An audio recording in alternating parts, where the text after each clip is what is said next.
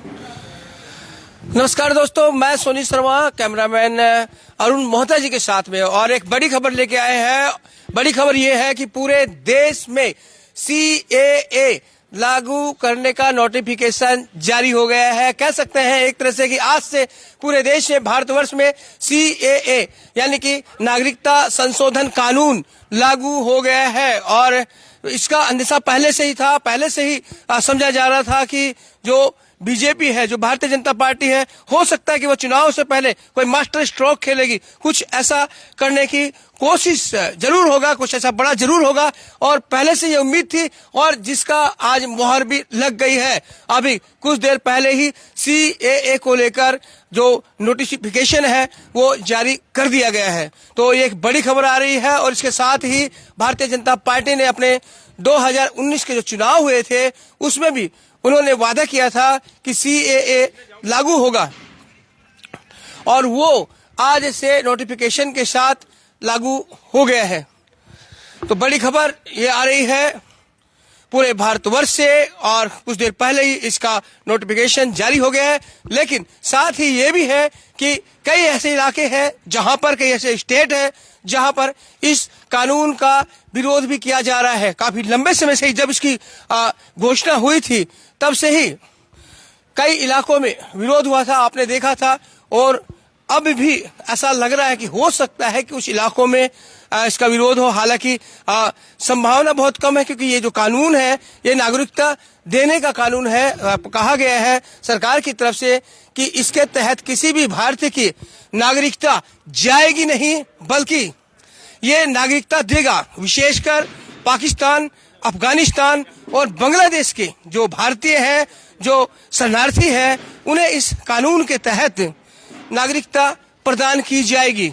और बात करें विशेषकर जो आसाम है, पश्चिम बंगाल है, या फिर दिल्ली के कुछ इलाकों में भी जब उस समय इसे CAA की घोषणा की गई थी तब विरोध हुआ था। और आज भी पश्चिम बंगाल की मुख्यमंत्री ममता बनर्जी ने कहा है, स्पष्ट कहा है कि अगर किसी की नागरिकता जाती है तो जोरदार आंदोलन किया जाएगा। और आपसे यह भी बता दें, आपने अक्सर देखा होगा कि ममता बनर्जी ये कहती थी कि हम किसी भी कीमत पर CAA लागू नहीं होने देंगे, लेकिन बावजूद इसके विरोध की परवाह न करते हुए आज पूरे देश में CAA के लिए नोटिफिकेशन जारी हो गया है। तो बड़ी खबर आ रही है। और इसके साथ ही आपसे बता दें, कई इलाकों में लग रहा था, जैसे कि पहले से ऐसा महसूस हो रहा था कि CAA लागू होने के बाद कुछ तनाव की स्थिति हो सकती है, ऐसी कोई बात हो सकती है। उन इलाकों में एहतियात के तौर पर पहले से ही जो है वो फोर्स तैनात की हुई है। और ये भी देखा जा रहा था, इस बात के संकेत पहले से मिलने लग गए थे कि चुनाव से पहले ही भारतीय जनता पार्टी CAA के लिए नोटिफिकेशन जारी कर सकती है। और ठीक चुनाव से पहले ये हो गया। आज CAA की जो है नोटिफिकेशन की जो है वो लागू हो चुका है। आज से नोटिफिकेशन जो है वो लागू हो चुका है। आपने देखा था कि चुनाव से काफी पहले ही पूरे देश भर में जो अर्धसैनिक बल है उनकी तैनाती शुरू कर दी गई थी। और आज भी इसी बात की पुष्टि हो गई कि क्यों पहले कई इलाकों में इतनी बड़ी मात्रा में अर्धसैनिक बल तैनात किए जा रहे थे।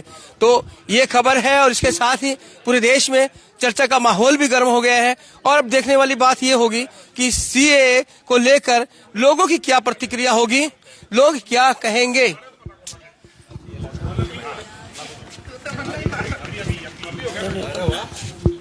नहीं दिखाते तुम्हें सांस। मेरे पापा आपका तो जैसे CAA लागू है, लाजमी है कि देश भर में चर्चा तो इस बात की होगी ही। और क्या रहता है इनका, इसको लेकर क्या माहौल रहता है, ये देखना होगा। लेकिन बाबू